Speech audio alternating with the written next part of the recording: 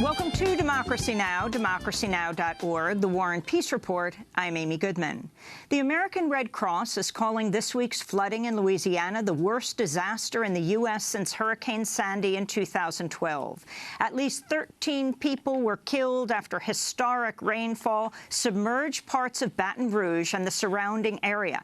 State officials say the destruction may result in the worst housing crisis in the region since Hurricane Katrina in 2005.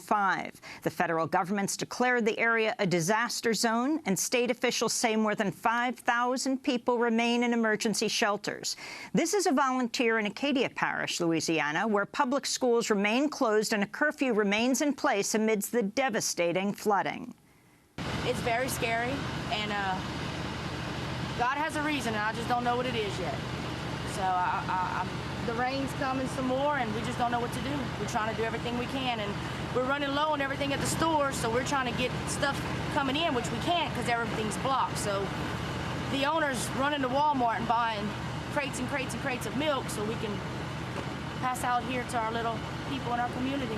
The Louisiana governor's office has said at least 40,000 homes have been damaged or destroyed. In Livingston Parish, home to about 138,000 people, it's estimated 75% of the homes have been lost.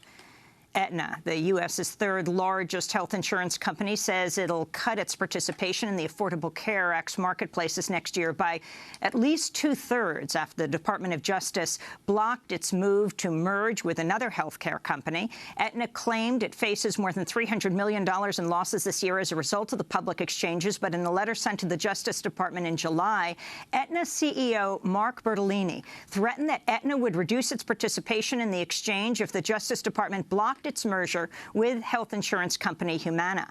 Bertolini wrote, quote, "If the DOJ sues to enjoin the transaction, we'll immediately take action to reduce our 2017 exchange footprint," unquote. Aetna reported a 38% increase in its overall profits last year, despite the loss it reported on the public exchanges.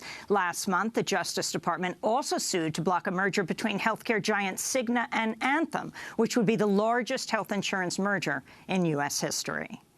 In news from the campaign trail, Democratic presidential candidate Hillary Clinton took aim at Donald Trump's record as an employer during a speech in Ohio Wednesday. It just really hits me personally when people are standing up and telling their stories. They were small business people. They were plumbers, electricians, painters who did work for Donald Trump, and he refused to pay them.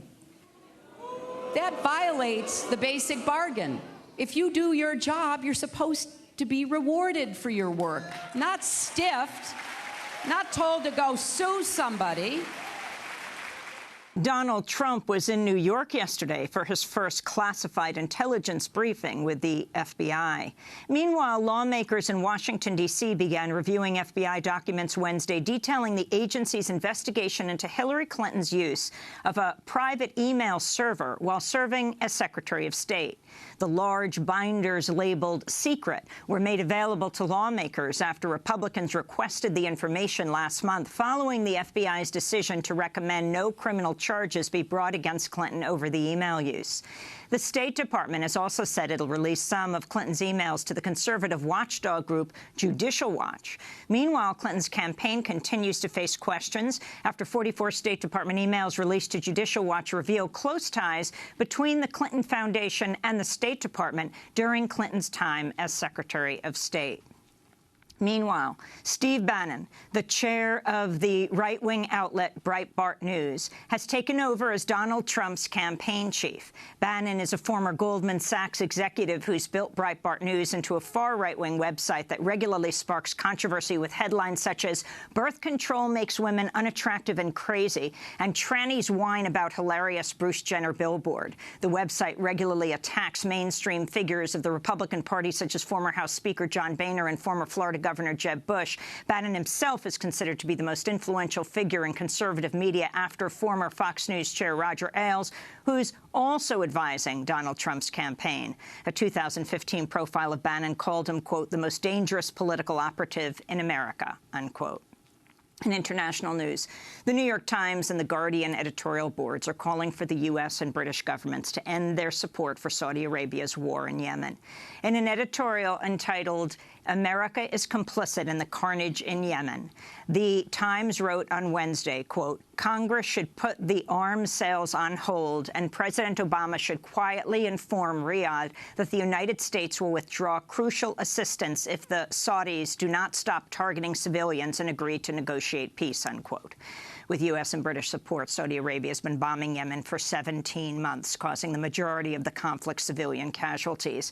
Last week, the U.S. approved the sale of more than $1 billion of new weapons to the Saudis. Since taking office, the Obama administration's approved more than $110 billion in weapons sales to Saudi Arabia. The Office of UN Secretary-General Ban Ki-moon has acknowledged that the UN played a role in a cholera epidemic that killed more than 9,000 people. The UN said it would issue a new set of responses to the outbreak in the next 2 months. UN peacekeepers are accused of negligently bringing cholera to Haiti during their deployment following the 2010 Haitian earthquake. A lawsuit in U.S. federal court seeks billions in damages for the victims. Ban Ki-moon's admission does not change the UN's stance. It has legal immunity under a 1946 convention. Meanwhile, in South Sudan, the UN is launching an investigation into allegations that UN peacekeepers did not attempt to prevent multiple cases of abuse and sexual violence against civilians. Last month, troops fighting on behalf of South Sudanese President Salva Kiir went on a nearly 4-hour rampage through a hotel compound frequented by foreign aid workers. Witnesses say civilians were gang-raped and a journalist was executed in the attack. Several witnesses told the Associated Press that UN peacekeepers stationed nearby did nothing to stop the violence, despite pleas for assistance from those inside the compound. In Turkey, at least 5 police officers were killed and more than 100 people wounded by car bomb attacks in eastern Turkey Wednesday and Thursday. The Turkish government blamed the attacks on Kurdistan Workers' Party, known as the PKK.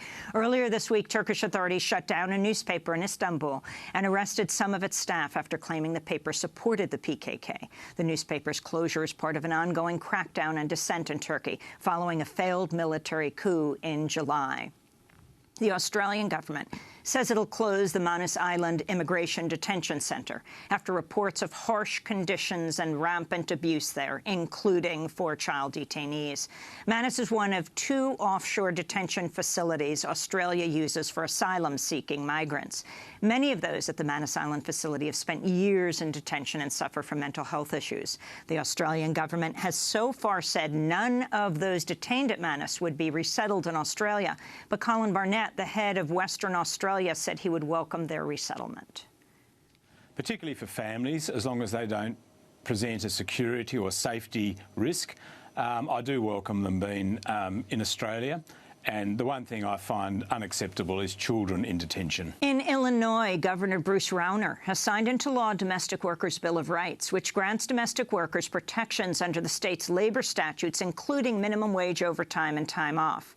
Domestic workers are not covered by state or federal labor laws, though some states have similar bills. Wendy Pollack of the Sargent Shriver National Center on Poverty Law said, quote, "This is really historic because the exclusion of domestic workers from federal and state employment laws has an unfortunate history in slavery and anti-immigrant sentiment," unquote. In Oklahoma, funeral services will be held Friday for Khalid Jabara, the Lebanese man police say was killed by his next-door neighbor in a possible hate crime. Police say Stanley Majors will be charged with first-degree murder for Monday's killing and acknowledged he had a long-standing animosity toward Jabara's family. Majors, who is white, is already facing assault charges for hitting Haifa Jabara, Khalid's mother, with his car last year while she was jogging. Before that, Haifa Jabara already had a restraining order against Majors after he had threatened and harassed her.